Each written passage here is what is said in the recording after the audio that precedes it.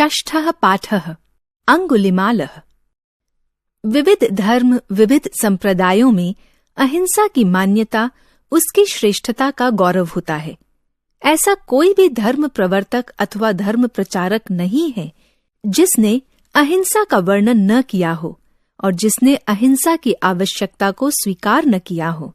अंगुलिमाल को स्तब्ध कर देने वाला यही ब्रह्मास्त्र था। प्राचीन काले कौशल देशे अंगुलिमाल नाम कोऽपि दस्युः न्यवसत्।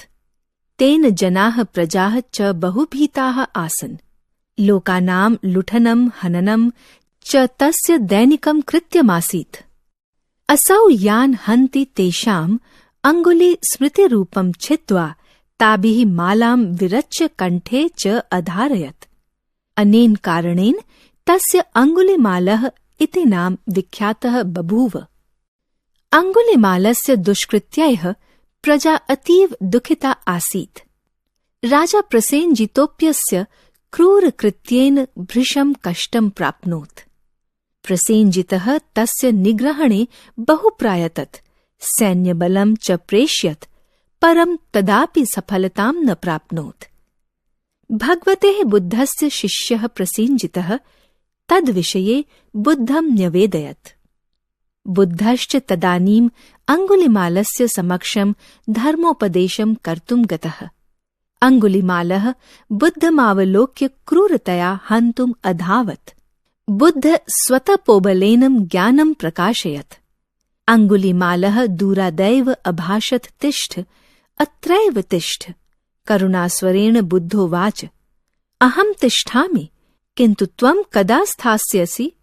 सः करुणस्वरेण करुणार्द्रभावं विलोक्य चकिताभवत्। पुनश्च बुद्धस्य समक्षो अवनतोऽभूत्। बुद्धस्तदा धर्मस्य परहितस्य प्रेम्णः करुण्याश्च शिक्षां तस्मै अददात्। बुद्धस्य उपदेशप्रभावाद् अंगुलिमालस्य अज्ञानान्धकारः नष्टः जातः। सः अंगुलीनां मालां छित्त्वा खड्गं प्राक्षिपत्। सः परपीडनं हिंसां च परित्यज्य दयाभावं प्राप्नोत्। सः बुद्धस्य शिष्यः अभवत्। एवं प्रकारेण हिंसोपरि अहिंसा, क्रूरतोपरि दयाभावस्य श्रेष्ठता उद्घाटितः अभवत्। प्राचीन काल में कौशल देश में अंगुलिमाल नामक कोई डाकू रहता था। उससे लोग एवं प्रजा भयभीत रहते थे। लोगों को लूटना और मारना उसका दैनिक कार्य था। जिसकी भी वह हत्या करता था, उसके हाथ की उंगली स्मृति के लिए काटकर अपने गले की माला में पिरो लेता और गले में डाल लेता था। इसी कारण उसका अंगुलिमाल यह नाम खूब प्रसिद्ध हुआ। अंगुलिमाल के दुष्कर्म से प्रजा बहुत दुखी थी। राजा प्रसेनजीत भी उसके क्रूर कर्म से बहुत दुखी था। प्रसेनजीत ने उसे पकड़ने के लिए बहुत प्रयास किए और सेना भेजी, परंतु उसे सफलता नहीं मिली। तो प्रसेनजीत ने भगवान बुद्ध से इस विषय में प्रार्थना की। बुद्ध अंगुलिमाल के पास धर्म का उपदेश देने के लिए गए। अंगुलिमाल बुद्ध को देखकर उन्हें मारने दौड़ा। बुद्ध ने अपने तप के बल पर ज्ञान का प्रकाश फैलाया। अंगुलिमाल दूर से ही बोला, रुको, यहीं रुको। बुद्ध ने करुणा भरे स्वर में कहा, मैं तो रुक गया हूं, परंतु तुम कब रुकोगे? वह उनके करुणा भरी आवाज एवं दया भाव देखकर चकित हो गया और फिर वह बुद्ध के सामने झुक गया। तब बुद्ध ने उसे धर्म, परोपकार, प्रेम और करुणा का ज्ञान दिया। बुद्ध के उपदेश के प्रभाव से अंगुलिमाल की अज्ञानता का अंधकार नष्ट हो गया। उसने अंगुली की माला एवं खड्ग फेंक दिया। उसने लोगों को सताना एवं हिंसा का त्याग कर दिया और दया भाव रखने लगा। वह बुद्ध का शिष्य बन गया। इस प्रकार हिंसा से उत्तम अहिंसा, क्रूरता से दया भाव की श्रेष्ठता प्रकाशित हुई। शब्दार्थः। Word meaning. कोऽपि दस्युः, कोई डाकू, एनी डेकॉयट, रॉबर। जनाः, प्रजाः च, मनुष्य और उनकी संतान, ह्यूमन बीइंग विद ऑफस्प्रिंग।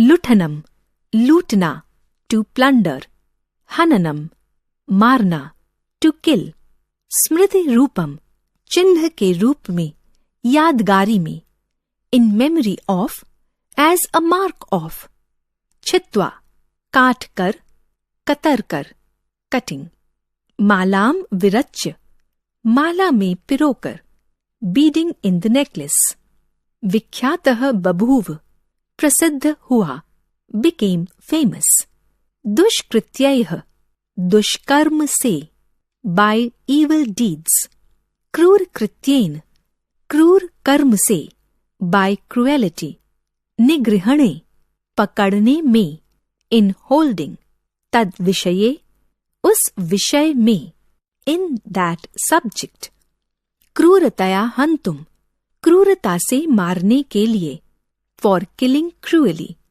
स्वतपोबलेन अपने तपोबल से, with his power of meditation, करुण स्वरेण करुणा भरी आवाज से, इन अ मर्सीफुल वॉइस, करुणार्ध भावम दया भाव, फीलिंग ऑफ काइंडनेस, विलोक्य देख कर, सींग, पुनश्च और फिर, एंड सो अगेन, अवनोभूत झुक गया, बाउड डाउन, उपदेश प्रभावाद उपदेश के प्रभाव से, by the effect of preaching प्रक्षिपात फेंक दिया, डाल दिए, थ्रू अवे परित्यज्य छोड़कर, गिविंग अप, क्रूरतोपरे क्रूरता के ऊपर, अबव क्रुएलिटी उद्घाटितः अभवत प्रकट हुई, अपीयर्ड, स्मरणीयम रिमेंबर, अनुस्वार संधि, पदांत शब्द या धातु के अंतिम म के बाद कोई हल व्यंजन हो तो म का अनुस्वार हो जाता है, यदि स्वर बाद में हो तो नहीं होता है, जैसे रामम जमा पश्यति, रामम पश्यति, लोकानाम लुंठनम जमा हननम च, लोकानाम लुठनम हननम च, यण संधि, ई का य, री का र, री का ल हो जाता है यदि बाद में कोई दूसरा स्वर हो तो, वैसे ही नहीं, जैसे प्रति जमा एकम प्रत्येकम, पितृ जमा आज्ञा पित्राज्ञा, री जमा आकृति लाकृति। इसी प्रकार उ का व हो जाता है, जैसे पठतु जमा एकः पठत्वेकः।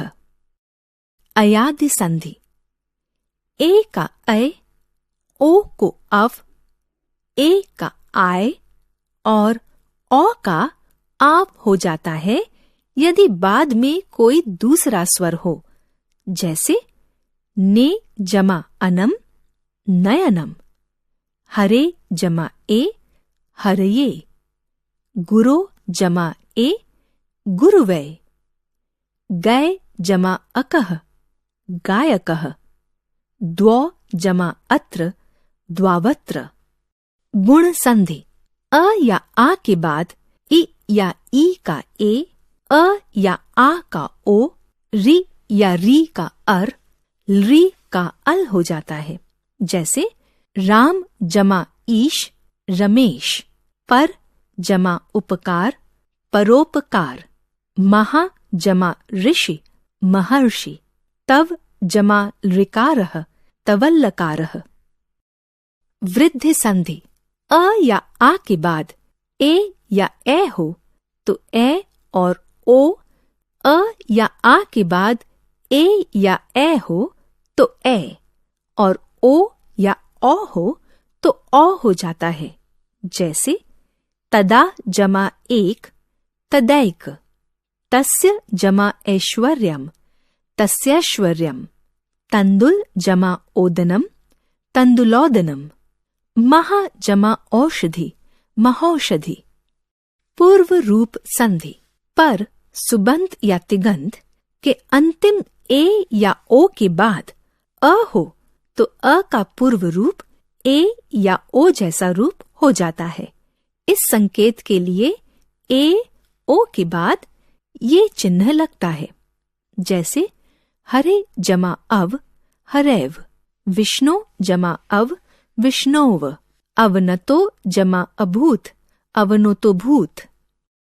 दीर्घ संधि अक अ इ उ रि के बाद स्वर हो तो दोनों के स्थान पर दीर्घ हो जाता है, जैसे विद्या जमा आलय विद्यालय, कृत्यम जमा आसीत कृत्यमासीत, च जमा अददात चादतात।